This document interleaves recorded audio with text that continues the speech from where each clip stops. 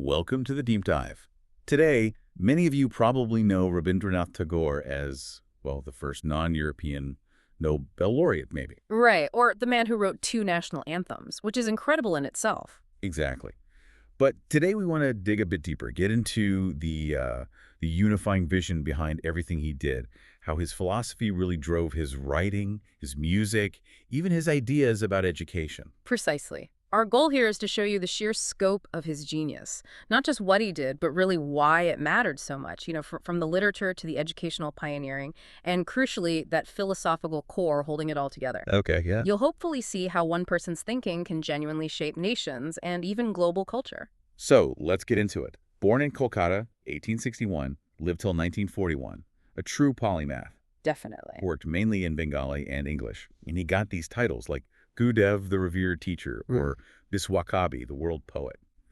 Those names really tell you something about his influence, don't they? They really do, and it's fascinating how that genius showed up in so many different ways. You mentioned the Nobel Prize for Literature, that was 1913, for Gitanjali, song offerings. Yeah, a collection of poems. And when he won, it wasn't just, a personal win. It was huge. It kind of globalized literature overnight. How so? Well, it basically showed the world that profound insight, real artistic depth, could come from outside the West. It challenged that whole Eurocentric view of art and thought that was so dominant back then. Right, breaking down barriers. And then, okay, the anthems.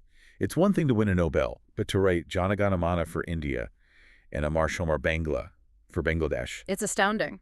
How did his vision translate so powerfully into, like, the actual identity of nations? Well, that impact came directly from this holistic worldview he had. His idea of what a nation should be was deeply connected to universal human values. Okay, so not just politics. Yeah. No, not just politics or poetry. It was a whole philosophy. And it also led him to champion really revolutionary ideas in education.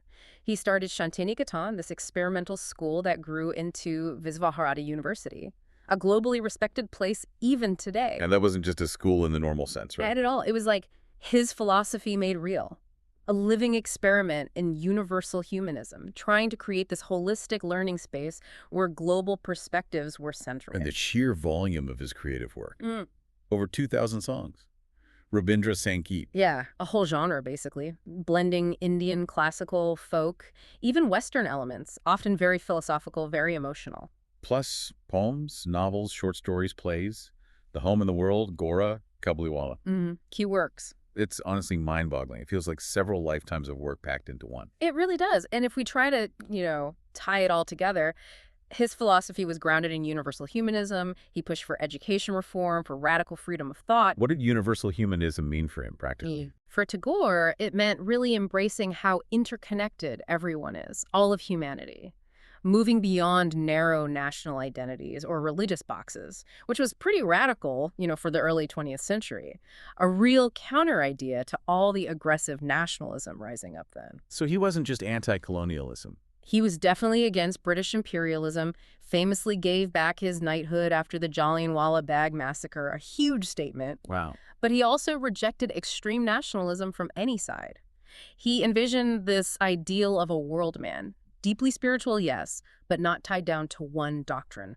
More about a universal sense of humanity. That sounds incredibly progressive, especially for that era. Did people push back against these ideas? I mean, standing against both colonialism and narrow nationalism must have been tough. Oh, absolutely.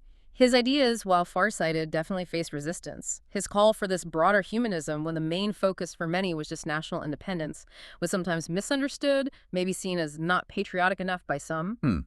I can see that.